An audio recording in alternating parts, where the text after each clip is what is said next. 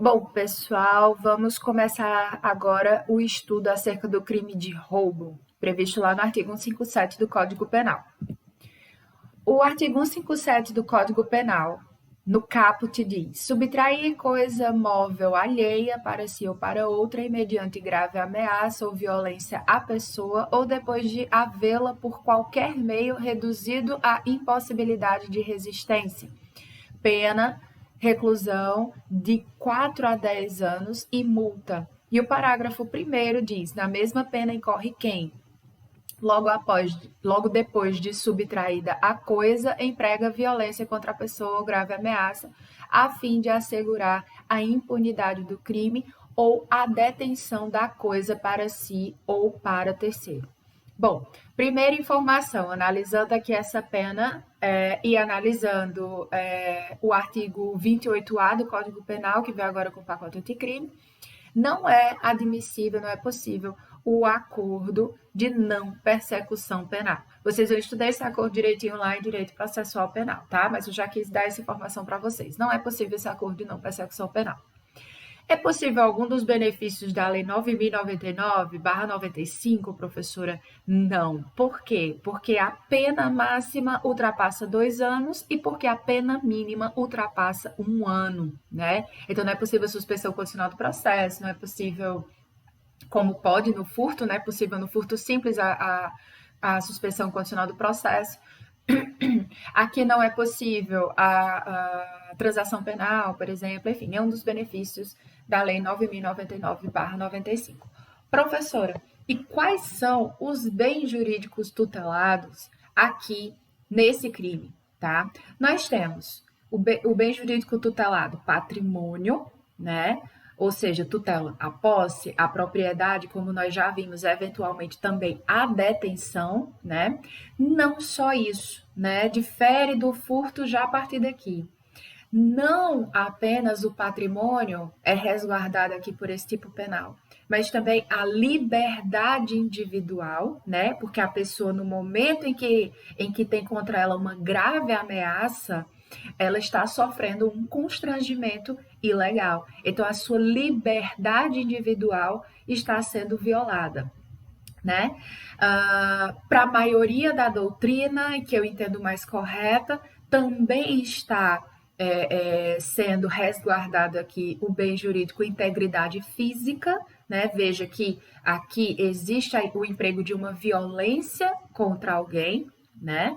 Então, a integridade física, no caso da lesão corporal, que a pessoa vem a sofrer, a sua integridade física, obviamente, foi violada, né?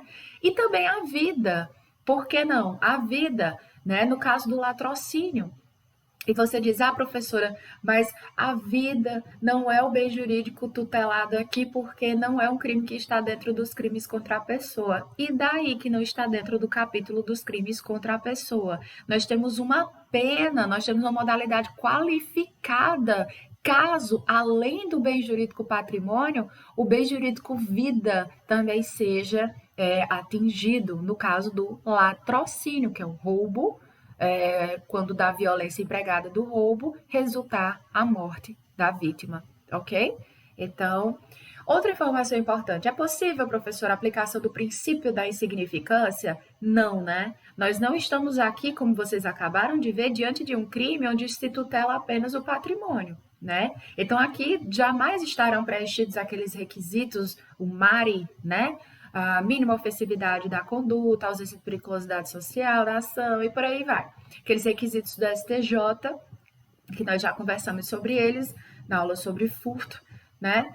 Então, eles não estariam presentes aqui, tendo em vista que existe a prática de uma violência ou uma grave ameaça, né? Ou até mesmo uma violência imprópria, como nós vamos ver em seguida.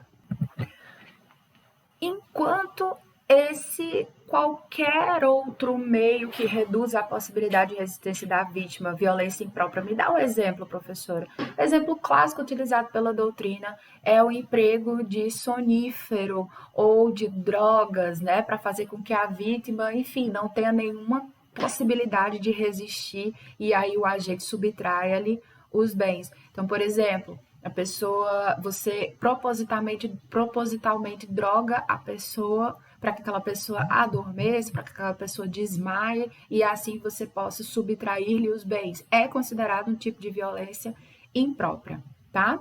Então, esses são os tipos de violência que são previstas no caput aqui do crime de roubo, que é o chamado roubo próprio.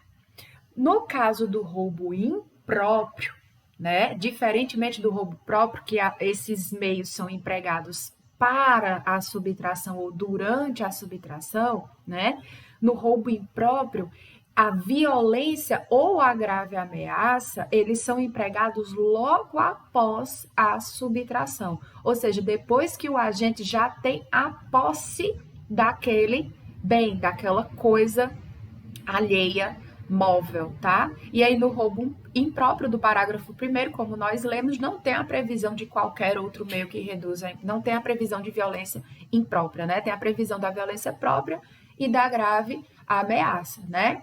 Então, o agente aqui, ele vai utilizar de violência ou grave ameaça não para subtrair, mas ele utiliza após ele já ter subtraído. Para quê, professora? Para ele assegurar a impunidade do crime ou a detenção da coisa. Então, ele já tem a coisa sob o seu poder, tá? Sob o seu poder. Então, cuidado.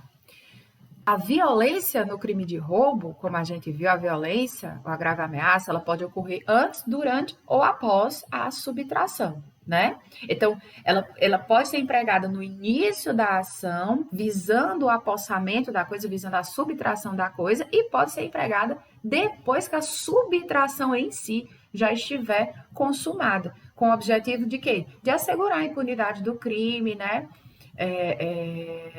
Enfim, esse elemento temporal da utilização dessa violência vai distinguir entre o roubo próprio e o roubo impróprio, tá? Então, no roubo próprio, a violência é empregada para a subtração da coisa. Todos aqueles meios que nós, né, esses meios que nós estamos vendo, eles são empregados antes ou durante a execução da subtração em si, né? É o modus operandi de realização da subtração daquela coisa alheia. No roubo impróprio, a violência ou a grave ameaça, eles são praticados logo após a subtração, com a finalidade de quê? De assegurar a impunidade do crime ou a detenção da coisa subtraída. Então, a ideia é mais ou menos assim, no roubo impróprio, a ideia inicial, né, inicialmente se configurava um furto. Aí, após a subtração da coisa, o agente empregou a violência ou a grave ameaça porque precisou assegurar a impunidade do crime ou garantir a detenção da coisa, tá? Então, não existe roubo impróprio sem existir uma subtração anterior, ok? Da coisa móvel, seguindo-se da grave ameaça, seguindo-se a grave ameaça ou a violência para garantir essa detenção da res furtiva. Essa é a modalidade do roubo impróprio prevista no parágrafo 1º, ok? Logo depois de subtrair da coisa. Então, nós temos aqui um limite temporal para o roubo. A violência ou a grave ameaça, elas devem ser empregadas logo em seguida, tá? Imediatamente, logo após a subtração da coisa, tá? Me dá um exemplo, professora. Imagina um caso de roubo impróprio, né? Uma pessoa que subtraiu uma coisa móvel e é surpreendido, né? É surpreendido depois que está na posse. E aí ele faz o quê? Ele emprega a violência, ou emprega a grave ameaça no momento da surpresa, porque ele acabou de cometer, né, o que era antes um furto, né? E aí, me dá um outro exemplo, deixa eu ver aqui um outro exemplo melhor. Imagina o sujeito que entra numa residência visando subtrair alguns bens, tá? Não emprega violência, não emprega grave ameaça. E aí abriu a mochila lá e colocou um monte de coisa dentro, beleza. Quando ele já estava saindo, né, da residência, já estava na calçada, já tinha passado o portão, lembrou que esqueceu um documento dentro da casa. E aí ele precisava o quê? Ele precisava garantir a impunidade, né, pelo crime. O que ele faz? Ele volta para dentro da casa para pegar o seu documento. Quando nesse momento ele é surpreendido por um dos moradores da casa. E aí nesse momento ele entra em luta corporal e tal, ele faz isso para quê? Para garantir a sua impunidade, né? Para ter de volta o seu documento, para garantir a detenção da coisa. Enfim, é um exemplo de roubo próprio, tá? Então, a diferença básica entre o roubo próprio e o roubo impróprio, ela reside basicamente no momento e na finalidade do emprego da violência e da grave ameaça, tá? Certo? Então, são diferenças, digamos assim, temporais e teleológicas, tá? Bom, dando continuidade, nós precisamos entender também a questão do elemento subjetivo do tipo penal nesses crimes, certo? No caso do roubo próprio, né, e do roubo impróprio. Em ambos, né, em todo crime de roubo, nós temos o crime o quê? Doloso, tá? Não existe crime de roubo culposo. Crime de roubo doloso. No caput, qual é o dolo? O dolo do agente consiste na finalidade de se apropriar da coisa para si ou para outrem, tá? Esse é o dolo.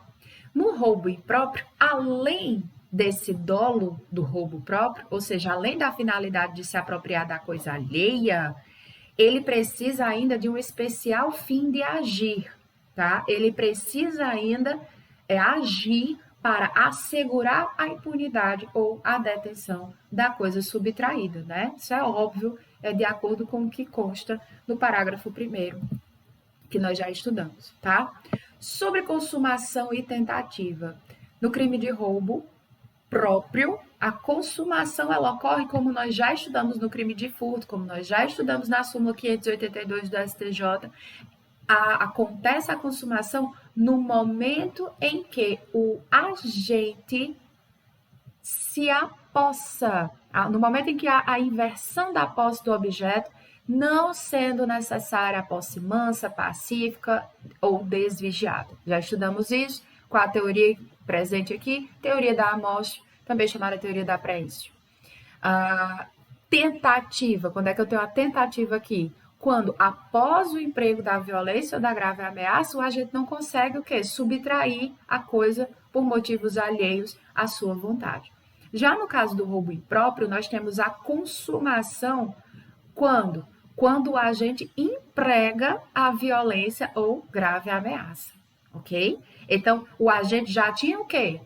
Ele já tinha a posse e depois ele empregou o quê? A violência ou a grave ameaça. Então, a consumação do roubo impróprio acontece quando o agente emprega a violência ou a grave ameaça. Professora, é possível tentativa no caso do roubo impróprio?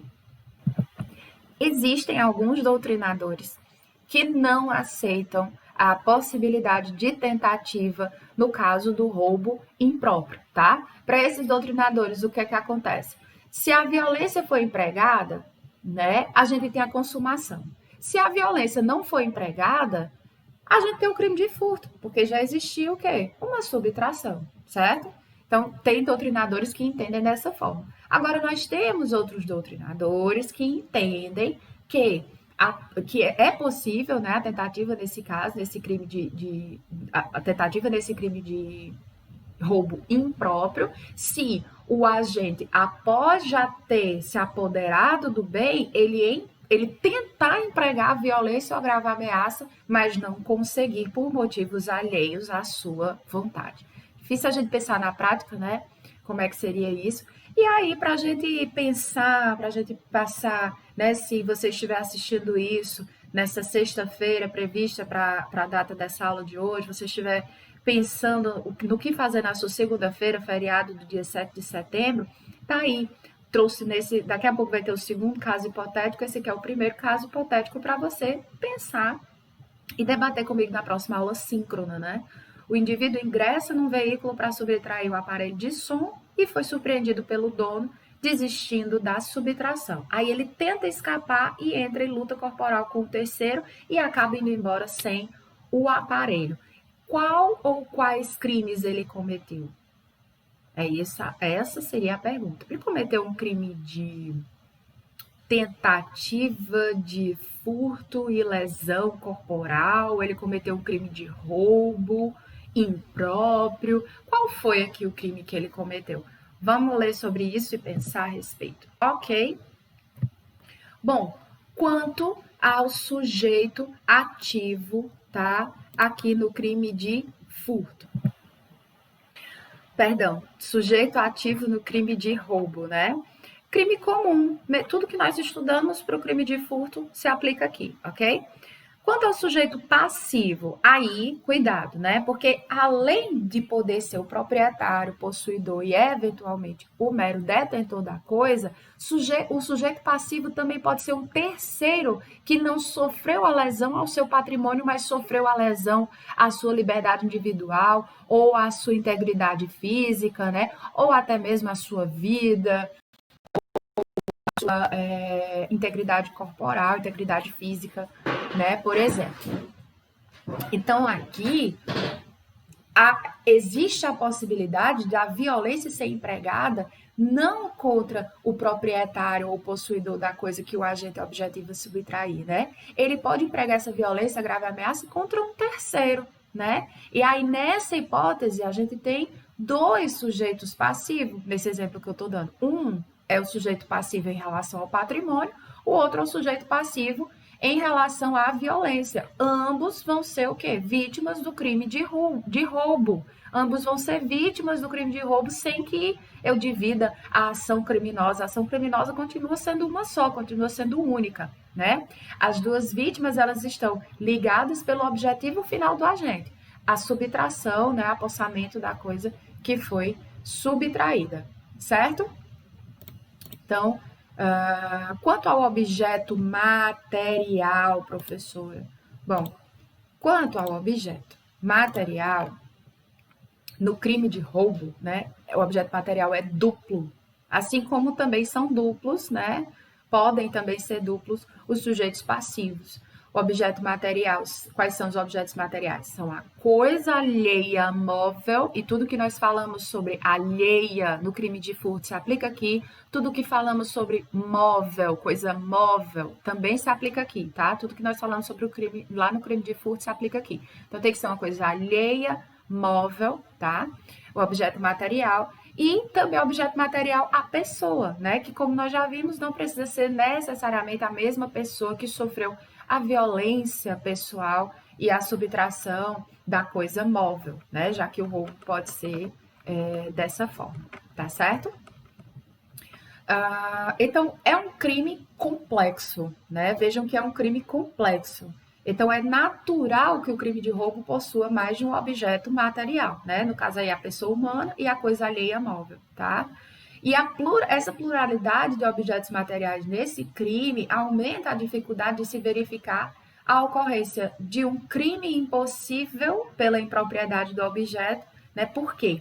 Porque havendo a questão da idoneidade de qualquer um dos objetos materiais, já é suficiente para você considerar pelo menos o início de execução dessa conduta típica. Como assim, professora? Não é roubo impossível se o sujeito ativo emprega violência contra a vítima visando subtrair os seus pertences, sendo que essa vítima esqueceu todos os seus pertences em casa, não tinha nada. Isso significa crime impossível, professora? Não, porque aqui nós não estamos tutelando novamente, apenas o patrimônio. O bem jurídico aqui não é apenas o patrimônio, né? O objeto material também não é apenas a coisa alheia, móvel. O objeto material também é a pessoa. Então, ele empregou uma violência ou uma grave ameaça, ali já está um bem jurídico sendo violado, né? Já um objeto material desse crime já foi violado, né? Então, me dá um exemplo de crime impossível no roubo, professora. O sujeito emprega violência ou grave ameaça contra um cadáver para subtrair os valores que estejam com ele, né? Crime impossível aí nesse caso. Seria crime impossível, beleza?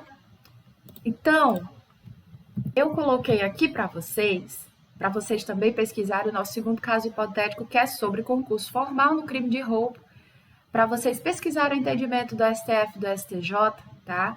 Nesse caso aqui, olha, imagina, Thanos, utilizando-se de grave ameaça contra Peter, Feiticeiro Escarlate e Carol Danvers, óbvio, subtrai o aparelho celular desta última.